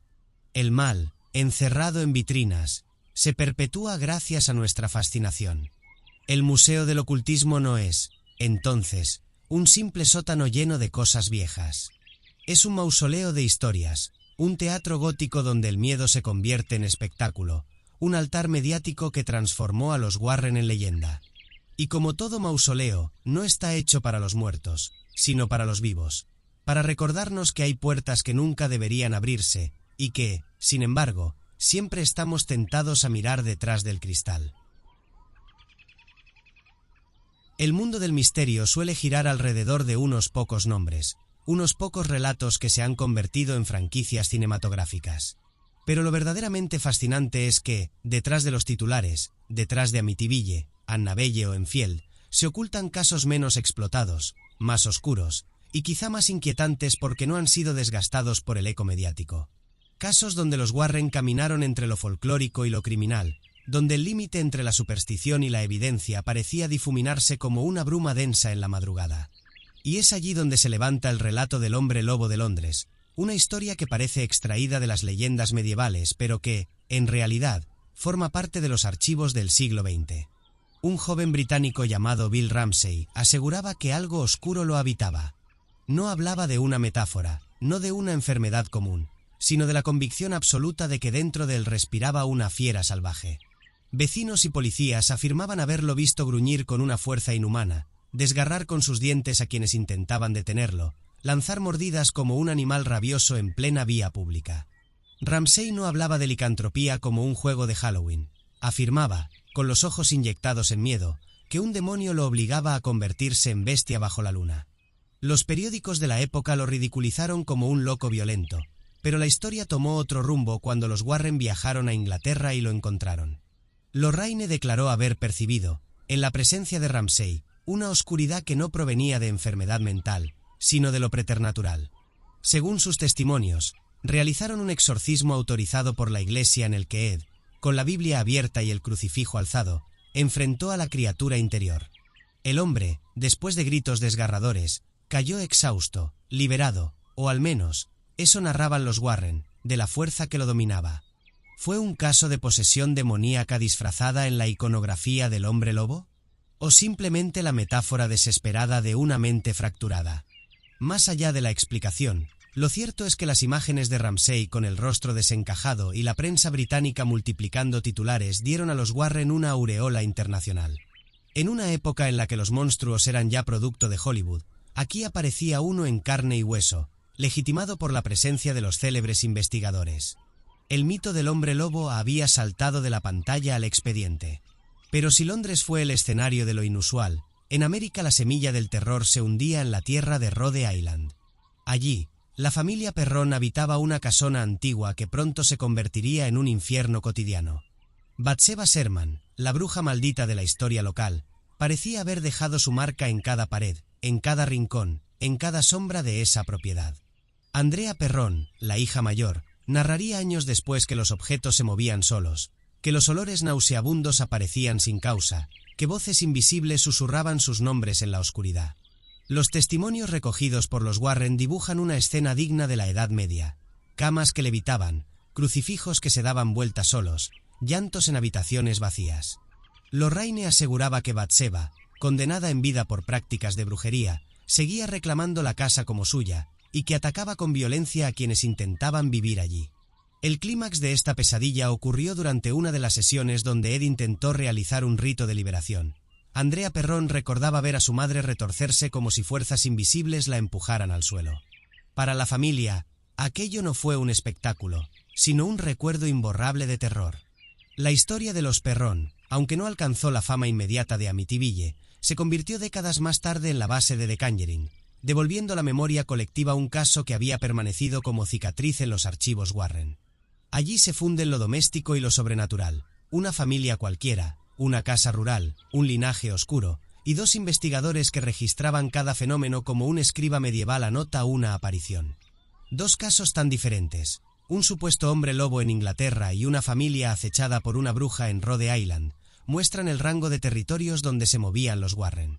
Del folclore europeo al terror colonial americano, del cuerpo poseído al hogar maldito, ellos narraban lo inexplicable con la misma seguridad con que un detective levanta pruebas en la escena del crimen. Y quizá ahí residía su poder, no en convencer a todos, sino en dejar la duda instalada, como una astilla que ni la razón ni la burla pueden arrancar fácilmente. Si los Warren ya habían recorrido los territorios del mito y del folclore, su entrada al terreno judicial marcaría un antes y un después. Porque lo sobrenatural puede ser desestimado en los periódicos, puede ser tachado de fraude en la academia, pero cuando aparece en un tribunal, cuando un juez y un jurado deben escucharlo en medio de un proceso penal, entonces la frontera entre lo real y lo imposible se vuelve incómodamente estrecha. Ese fue el epicentro del llamado Demon Murder Case, el primer proceso legal en Estados Unidos donde se intentó argumentar que un asesinato fue cometido bajo posesión demoníaca. La historia inicia en Connecticut, 1981, con un joven de 19 años llamado Arne Cheyenne Johnson. Un muchacho común, trabajador, que vivía con su novia Debbie Glatzel. El infierno comenzó cuando el hermano menor de Debbie, David, empezó a experimentar fenómenos aterradores, voces que lo insultaban, ataques nocturnos invisibles, cambios de voz y gestos antinaturales. La familia, desesperada, recurrió a los Warren. Según los archivos de la pareja, David estaba poseído por múltiples entidades. Durante las sesiones de exorcismo, Arne desafió a los demonios, gritándoles que lo dejaran en paz y que, si querían habitar un cuerpo, que tomaran el suyo. Lorraine aseguró que, en ese instante, presenció el momento en que el mal saltó del niño al joven. Nadie en ese cuarto podría haber imaginado que esas palabras se convertirían en la base de una tragedia nacional. Meses después, Arne atacó a Alan Bono, casero y jefe de Debbie, hiriéndolo de muerte con un cuchillo. En el juicio, su defensa legal intentó lo impensable: declarar que Arne no era culpable porque había actuado bajo posesión demoníaca. Fue la primera vez que en un tribunal estadounidense se presentó un alegato de esa magnitud. Los Warren fueron llamados a testificar, aportando su experiencia, narrando cómo habían visto con sus propios ojos la transferencia del espíritu maligno. Los periódicos estallaron. Los titulares hablaban de El juicio del diablo, de un caso que parecía extraído de un guión cinematográfico, pero que se desarrollaba bajo la solemnidad de las leyes americanas. El juez, sin embargo, rechazó la defensa de posesión como argumento válido. No importaban los testimonios, no importaba el archivo de los Warren, ni los exorcismos registrados por sacerdotes. La corte no podía admitir lo invisible como prueba. Arne fue condenado por homicidio, aunque recibió una pena reducida, y cumplió solo 5 años en prisión. Para la prensa escéptica, todo fue un circo mediático aprovechado por los Warren para ganar notoriedad. Para los creyentes, fue la prueba definitiva de que el mal sobrenatural podía no solo destruir hogares, sino alterar el rumbo mismo de la justicia humana. El Demon Murder Case fue más que un expediente, fue un espejo cultural. Mostró cómo la sociedad estadounidense estaba dividida. De un lado, los que exigían pruebas tangibles, científicas, racionales. Del otro, quienes creían que la maldad podía tener un rostro invisible y que los tribunales debían abrirse a esa dimensión. El caso inspiró libros, documentales y, décadas más tarde, la tercera entrega de The Conjuring, donde Hollywood volvería a dar voz a un expediente que ya en su tiempo había provocado escalofríos en la opinión pública. Lo interesante es que, mientras muchos recuerdan a Amityville o Enfield como los pilares del legado Warren, son casos como este los que revelan hasta dónde llegó su influencia, de los cementerios y casas encantadas hasta los tribunales de justicia. Allí, en un juicio real, con abogados, jueces y jurados, los Warren depositaron su fe en que lo invisible podía ser reconocido por la ley. Y aunque la corte no lo aceptó, el eco cultural fue tan fuerte que el caso se convirtió en un punto de referencia cada vez que lo paranormal toca la esfera judicial. Al mirar en conjunto estos 3 episodios, El hombre lobo de Londres, La familia Perron y El Demon Murder Case, surge un retrato más complejo de los Warren. No eran solo coleccionistas de historias macabras ni figuras cinematográficas. Fueron narradores de lo inexplicable, testigos voluntarios en la frontera entre la fe y la incredulidad. Sus expedientes menos conocidos son como habitaciones ocultas de un museo, quizá menos visitadas, pero cargadas de un magnetismo silencioso que obliga a detenerse. Porque en ellos no solo encontramos espectros, demonios o brujas, sino preguntas profundas. ¿Qué define la verdad en el terreno de lo sobrenatural? ¿La experiencia íntima de los que lo viven o el veredicto frío de un tribunal? ¿Es más real un monstruo visto en la calle, como Ramsay, que una bruja maldiciendo una familia rural? ¿O es más inquietante un muchacho en la corte diciendo, «No fui yo, ¿fue el demonio?» Ese es, quizá, el verdadero legado de los Warren, no solo coleccionar relatos de terror, sino sembrar interrogantes que atraviesan generaciones. No importa cuántos años pasen ni cuántas películas se estrenen. Mientras existan personas dispuestas a creer y otras dispuestas a negar, estos casos seguirán respirando en el imaginario colectivo. Casos que no son tan famosos como Annabelle, pero que, en la penumbra, laten con la misma intensidad de un grito imposible de borrar. En un tribunal imaginario, las luces se atenúan. El público murmura, expectante. Al frente, en el estrado, se sientan los acusados invisibles. Ed y Lorraine Warren, la pareja más famosa del mundo paranormal. El juez golpea su mazo, exigiendo orden, y el juicio comienza. Los fiscales del escepticismo se levantan primero. La voz de James Randi, célebre mago y desenmascarador de fraudes, resuena como un látigo. Los Warren son arquitectos del engaño. Su oficio no es la demonología, sino la manipulación. Alimentan el miedo para vender libros, conferencias y fama. Sus palabras no son nuevas. Desde la década de los 70, Randi y otros escépticos habían seguido de cerca los casos de los Warren, señalando inconsistencias, exigiendo pruebas y recordando al público que lo extraordinario requiere evidencia extraordinaria. Enfield es citado como pieza clave de la acusación. Las fotografías de Janet levitando se proyectan y la fiscalía es implacable. ¿No ven que parece más un salto que un vuelo? ¿No escucharon cuando las mismas niñas admitieron que, en algunas ocasiones, inventaron fenómenos para entretener a la prensa? El eco de esa confesión pesa en la sala como un suspiro de decepción. Los escépticos sostienen que los Warren amplificaron lo que debía haber sido tratado como un caso de histeria infantil y de manipulación mediática. Los críticos presentan más testigos, vecinos que aseguran que nunca vieron nada fuera de lo normal, periodistas que recuerdan cómo los titulares exageraban cada detalle, investigadores que afirman que la voz gutural de Janet no era más que una técnica aprendida para impresionar. En ese tribunal simbólico, la acusación es clara. Los Warren construyeron un imperio de supersticiones, vendieron el miedo con la misma naturalidad con la que otros venden un espectáculo. El fiscal se pasea por la sala y coloca sobre la mesa pruebas de supuesta manipulación, cintas editadas, testimonios cambiantes, contradicciones en los relatos. ¿Dónde están las pruebas tangibles de demonios, de posesiones, de poltergeists? ¿Dónde están los registros científicos? Lo único que hay son historias. Y las historias, aunque fascinantes, no son evidencia. La lógica parece aplastante. El jurado, compuesto por el público de esta narración, empieza a sentir el peso del racionalismo. Pero la defensa no tarda en reaccionar. Se levanta con solemnidad, y su estrategia es distinta: no presentar demonios, sino humanos. Llama al estrado a familias enteras que alguna vez fueron señaladas como víctimas de lo inexplicable.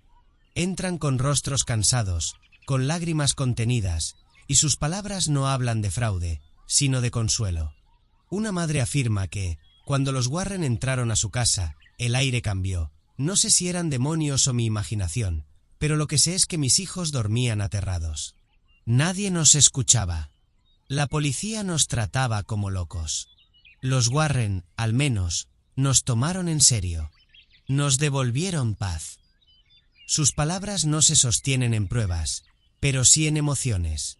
Y en un juicio del alma, el testimonio del alivio pesa más que el escepticismo del intelecto. Otros testigos cuentan que no les importaba si los Warren exageraban o no en los periódicos. Lo que importaba era que alguien había estado dispuesto a entrar en su casa en plena noche, con oraciones, crucifijos y convicción. Mientras los demás nos llamaban farsantes, ellos nos llamaban familia, dice un padre de familia. El jurado escucha, dividido entre el rigor de la razón y el calor de la fe. La defensa también cuestiona la narrativa de los escépticos.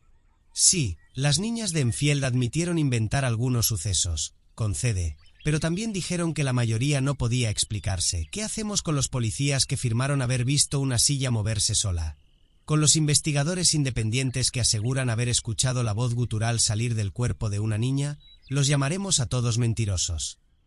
La pregunta queda flotando como una trampa lógica. En ese tribunal imaginario, la tensión es palpable. Cada argumento es un golpe. Cada testimonio, una herida abierta.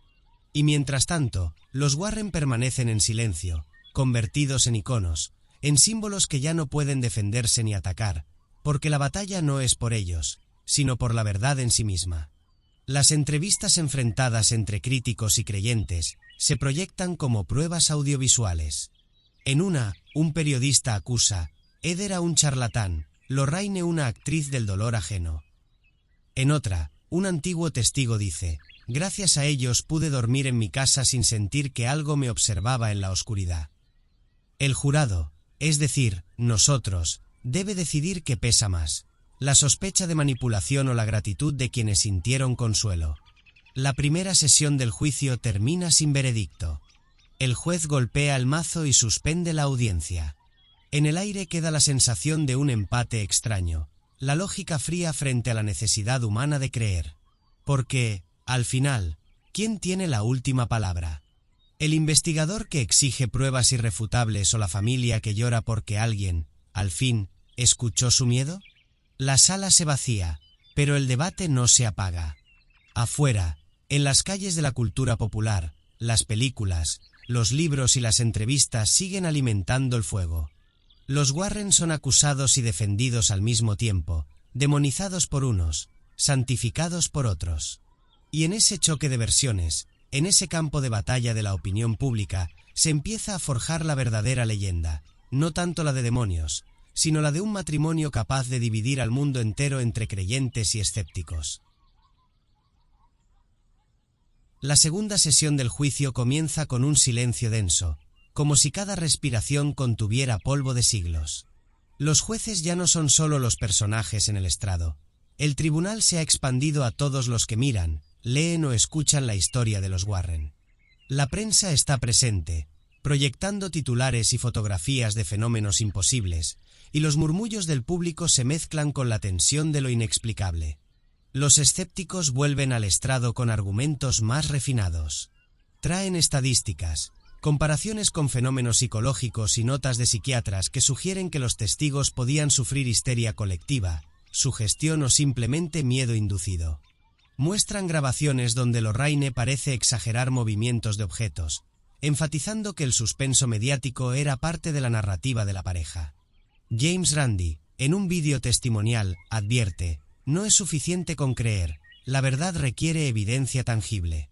Los Warren capitalizaron el miedo para construir su fama.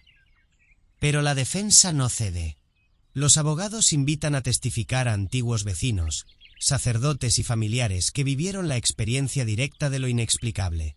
Una anciana, con voz temblorosa, recuerda: no entendía qué ocurría en mi casa. Pero cuando los Warren llegaron, sentí que alguien estaba protegiendo a mis hijos. No me importaba cómo lo hicieran, solo que funcionaba. Su declaración genera un silencio reverente en la sala. La emotividad pesa más que cualquier gráfico o cifra. El juicio se convierte entonces en un duelo de mundos. Razón vs fe, ciencia vs experiencia, evidencia vs percepción. La fiscalía presenta un recorte de periódico sobre el caso Enfield, donde las propias niñas admitieron haberse inventado algunos sucesos. Si incluso los protagonistas confiesan la falsedad de parte de los hechos, ¿cómo podemos creer en lo demás?, cuestiona un fiscal. El jurado simbólico titubea. La duda parece consumirlo todo. La defensa responde con un enfoque distinto. No niegan los errores o exageraciones, sino que contextualizan. Lorraine subraya que, aunque algunas manifestaciones fueran fabricadas, la presencia de lo inexplicable persistía. Fotografías, grabaciones, testimonios de testigos independientes y experiencias de paz luego de intervenciones de los Warren muestran un patrón consistente. Las acciones de la pareja no solo buscaban fama, sino protección. El error humano no invalida lo sobrenatural, concluye la defensa, con voz firme y pausada. El debate alcanza su punto más tenso cuando los abogados presentan un vídeo donde Ed realiza una sesión de exorcismo en una casa abandonada. La cámara capta un crujido de muebles, un grito apagado y objetos que parecen moverse solos. La fiscalía intenta desacreditarlo: montaje, manipulación de ángulos, actuación del miedo. Pero la defensa convoca a un sacerdote que declara haber presenciado fenómenos que no tenían explicación natural. La sala se llena de un silencio expectante. Cada espectador siente que está parado en medio del límite entre lo posible y lo imposible. Se introduce otro testigo clave, un periodista que inicialmente había desacreditado a los Warren y que años después reconoce que no podía explicar ciertos fenómenos que presenció. Lo que vi no tenía explicación racional, admite con solemnidad. La tensión aumenta, incluso la prensa, antes acusadora, ahora concede que hay episodios que desafían la lógica.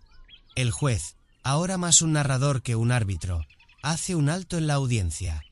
La sala queda sumida en una oscuridad simbólica, mientras se proyectan imágenes de Annabelle en su vitrina, de Janet levitando, de la familia Perron aterrorizada. Los murmullos se mezclan con el sonido de un reloj que parece marcar cada segundo de incertidumbre. Cada imagen recuerda que el debate no es solo sobre fraude o fe, sino sobre la capacidad humana de enfrentar lo inexplicable. Los alegatos finales son breves pero contundentes. La fiscalía insiste en que la duda es suficiente para declarar culpables de manipulación mediática a los Warren. La defensa, en cambio, declara que el valor real de los Warren está en haber enfrentado lo desconocido, y que su legado no se mide por la certeza científica, sino por la influencia que tuvieron sobre vidas aterrorizadas y familias desesperadas. El veredicto, sin embargo, nunca llega. El juez cierra la audiencia con un gesto solemne y declara: no hay suficiente consenso entre lo visible y lo invisible. Que cada espectador, cada lector, cada oyente decida por sí mismo. La sala se vacía lentamente, dejando un eco de debate que persiste más allá del tribunal. La ambigüedad se convierte en el último testimonio de los Warren. Su trabajo es indefinible, su impacto es innegable, y la línea entre mito y verdad sigue abierta. Al salir, el público se encuentra dividido. Algunos aplauden, convencidos de la legitimidad de los Warren, otros niegan con la cabeza, firmes en su escepticismo. Pero todos sienten que han sido testigos de algo extraordinario, que la historia de la pareja más famosa del mundo paranormal no se resuelve con un solo juicio ni con una sola opinión. El misterio permanece. El debate continúa. Y la leyenda de Ed y Lorraine Warren sigue creciendo, tan viva y enigmática como los fenómenos que prometieron investigar. El mundo del cine y la cultura popular rara vez distingue entre historia y espectáculo. Pero en el caso de Ed y Lorraine Warren, esa frontera se difumina hasta desaparecer. Sus expedientes, casos que atravesaron décadas de investigación, miedo y testimonios, se convirtieron en materia prima de Hollywood, transformando lo sobrenatural en un producto de entretenimiento global. Películas, spin-offs y series explotan cada relato, desde el terror doméstico de The Conjuring hasta la mitología de Annabelle y la oscuridad ritual de la monja. La saga de The Conjuring ofrece un ejemplo paradigmático de este fenómeno. En la pantalla, la familia Perron enfrenta camas levitando, objetos voladores y un rostro femenino que surge de la oscuridad. El sonido de los crujidos, la música dramática y la iluminación imposible construyen un terror absoluto, diseñado para provocar sobresaltos y escalofríos. Pero si comparamos estas escenas con los testimonios de los Warren, la diferencia es clara. Los eventos reales eran más sutiles, más íntimos y mucho más prolongados. Las pesadillas de la familia Perron duraron años. Las películas comprimen semanas de experiencias en minutos. La exageración cinematográfica convierte la tensión sostenida en un clímax vertiginoso, y la amenaza invisible se vuelve tangible, con efectos especiales que fascinan y aterrorizan, pero que no existen en la realidad. Annabelle, por su parte, transforma una muñeca Raggedy Ann en un icono del horror mundial. En el Museo de los Warren, la muñeca está encerrada tras un cristal, con advertencias de no tocarla. En la pantalla, Annabelle es capaz de levitar, atacar y generar catástrofes imposibles en segundos. Los Warren, sin embargo, registraron una serie de incidentes mucho más contenidos. Movimientos sutiles, eventos perturbadores que no causaban daños físicos inmediatos, pero que producían miedo psicológico intenso. La idealización hollywoodense convierte la paciencia de la investigación en acción vertiginosa, la tensión diaria de vivir bajo lo inexplicable en espectáculo visual. Más allá de la fidelidad a los hechos, estas películas revelan una tendencia cultural. El miedo se mercantiliza, el mito se industrializa. Los Warren son presentados como héroes sobrenaturales capaces de enfrentarse cara a cara con el mal, con valentía inquebrantable. La realidad, en contraste, mostraba a una pareja exhausta, viajando kilómetros, lidiando con familias desesperadas, enfrentando escepticismo y desgaste emocional. Hollywood transforma la rutina de lo extraordinario en una narrativa épica, pero al hacerlo, simplifica los matices humanos, reduce la incertidumbre de la investigación a una serie de sobresaltos y efectos especiales. El fenómeno no se limita a las películas de terror. La cultura popular ha adoptado a los Warren como figuras icónicas. Entrevistas televisivas, documentales, podcast y libros recrean sus historias con un aura de invencibilidad. Los merchandising, pósters, figuras de acción de Annabelle y kits de investigación paranormal convierten sus expedientes en productos de consumo masivo. Este proceso tiene un doble efecto. Por un lado, perpetúa su legado, acercando sus relatos a nuevas generaciones. Por otro, banaliza la experiencia real, donde el miedo no es solo espectacularidad, sino la sensación de vulnerabilidad frente a lo inexplicable. Incluso los fanáticos se convierten en parte de esta narrativa. Con cada maratón de The Conjuring Universe, cada visita al Museo de los Warren, cada debate en foros de Internet, los espectadores participan en una fusión de mito y mercado. Se ha creado un ecosistema cultural donde la verdad objetiva de los casos se mezcla con la narrativa comercial, y la línea entre historia y espectáculo se vuelve borrosa. Lorraine, en entrevistas tardías, reconocía esta tensión. Por un lado, quería que el mundo conociera sus experiencias. Por otro, temía que la exageración hollywoodense transformara tragedias familiares en entretenimiento trivial. El impacto es global. Desde Londres hasta Tokio, los nombres de Ed y Lorraine Warren son sinónimos de terror. Las películas generan millones de dólares, inspirando imitadores, juegos y relatos en redes sociales. Cada nuevo estreno reconfigura la memoria colectiva. Los espectadores, incluso sin haber leído un expediente original, creen conocer la esencia del terror que enfrentaron los Warren. Pero la pregunta persiste: ¿conocen la verdad o solo consumen su mito? Y es allí donde el guión de la realidad y el de Hollywood se encuentran y se enfrentan. Mientras una escena de The Conjuring muestra a un demonio materializando objetos y atacando brutalmente, los expedientes de los Warren relatan semanas de fenómenos extraños y tensión psicológica intensa. La épica de la pantalla exagera, embellece y dramatiza. La verdad es más sutil, más humana, pero igualmente perturbadora. La cultura popular ha convertido la labor de los Warren en epopeya, pero ha sacrificado parte de la complejidad original en el altar del espectáculo. La historia de Ed y Lorraine Warren, tal como se presenta en el cine y la cultura popular, se ha transformado en un fenómeno que trasciende fronteras. Desde Nueva Inglaterra hasta Asia, desde los cines hasta los foros de Internet, sus nombres se han convertido en sinónimo de miedo, valentía y misterio. Pero detrás de la grandilocuencia de las sagas cinematográficas, existe una verdad más matizada, donde la épica hollywoodense convive con la banalidad de la vida real. La idealización de los Warren es evidente. En la pantalla, Lorraine enfrenta demonios con mirada firme, Ed sostiene crucifijos que generan rayos de luz espectral, y cada encuentro con lo sobrenatural se resuelve en minutos de tensión dramática. En la vida real, el proceso era distinto: viajes largos, noches sin dormir, familias aterrorizadas que requerían paciencia infinita, documentación meticulosa de cada suceso, y un constante escepticismo por parte de vecinos, autoridades y medios de comunicación. El heroísmo cinematográfico convierte la rutina de la investigación en un espectáculo épico, y cada escalofrío real se reemplaza por un sobresalto diseñado por un compositor y un director de fotografía. Pero esta idealización también tiene un efecto profundo. Los Warren se convierten en símbolos culturales, arquetipos de la lucha contra lo desconocido. Las películas crean iconos visuales que son reconocibles incluso por quienes nunca escucharon un testimonio original. Annabelle, la monja, los demonios de The Conjuring se han infiltrado en la memoria colectiva como representaciones universales del mal. Las figuras del museo, los objetos malditos y los expedientes abiertos cobran vida en la imaginación del público, y su fama eclipsa, en ocasiones, la complejidad de los sucesos reales. El impacto económico también es innegable. Cada película recaudando cientos de millones de dólares, merchandising que convierte a los espectros en juguetes y pósters, y videojuegos que transforman la experiencia paranormal en un desafío interactivo. El terror se convierte en mercado, y el mercado refuerza la leyenda. Aquí, el mito y la industria se alimentan mutuamente. La historia inspira la venta, y la venta perpetúa la historia. Pero el legado no es solo comercial, es social y cultural.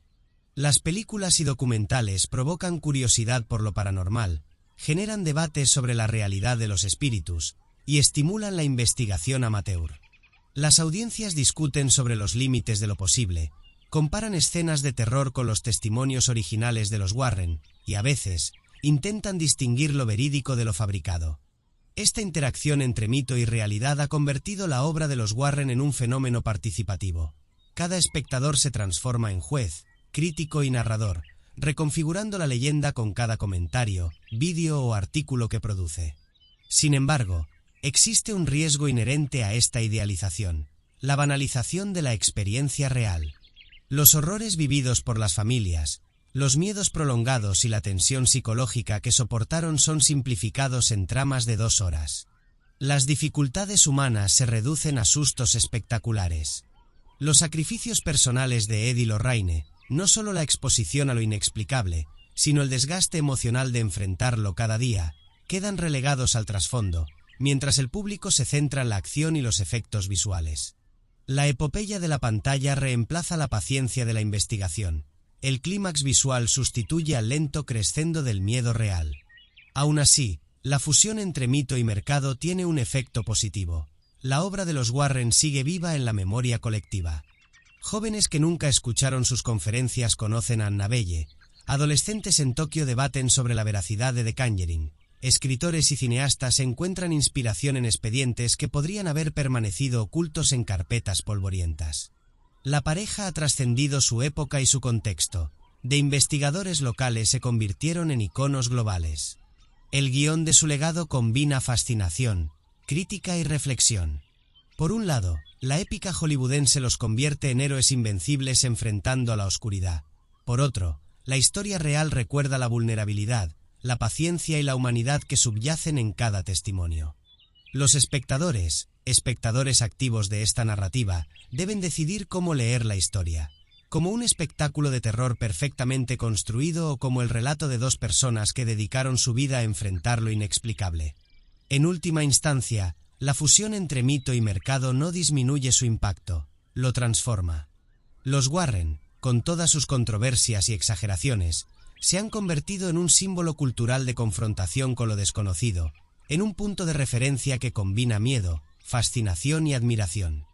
La leyenda no reside únicamente en los objetos malditos, las muñecas poseídas o las casas embrujadas, sino la capacidad de estas historias de atravesar generaciones, medios y fronteras, manteniendo viva la pregunta esencial, ¿dónde termina la realidad y comienza el mito? La cultura popular, con su ojo cinematográfico y su obsesión por lo espectacular, perpetúa esa pregunta. Cada película, cada documental, cada meme o comentario, es un recordatorio de que Ed y Lorraine Warren no solo investigaron lo sobrenatural, crearon un legado que desafía nuestra percepción, un puente entre la historia, el mito y el mercado que seguirá inspirando debate y fascinación durante décadas. En el silencio solemne de un cementerio de Nueva Inglaterra, las lápidas de Ed y Lorraine Warren se alzan discretas, apenas adornadas con flores marchitas. Allí descansan dos personas que, durante décadas, caminaron en la delgada línea que separa lo visible de lo invisible, lo racional de lo inexplicable, lo heroico de lo cuestionable. Sus nombres, escritos con sencillez en mármol gris, contrastan de manera inquietante con las luces de neón que hoy iluminan los cines donde millones pagan por ver a sus versiones idealizadas en The Conjuring, Annabelle y la monja. La distancia entre la tumba y la pantalla refleja, con crudeza, la ambigüedad de su legado. Fueron héroes que enfrentaron lo desconocido o farsantes que construyeron un imperio de miedo y espectáculo. Se pueden recorrer sus expedientes, leer testimonios, ver fotografías y grabaciones, y aún así la respuesta parece siempre escurridiza. Por un lado, existe la evidencia de familias que aseguraban haber encontrado consuelo tras la intervención de los Warren. Niños aterrorizados que recuperaron la tranquilidad, hogares donde la violencia de lo inexplicable cedió ante la presencia de dos investigadores decididos. Por otro, están los críticos, los escépticos, los periodistas que documentaron inconsistencias, exageraciones y posibles manipulaciones mediáticas. Cada caso está matizado.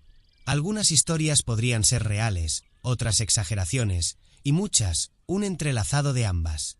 El relato de sus vidas revela también algo más profundo que la veracidad de los fenómenos.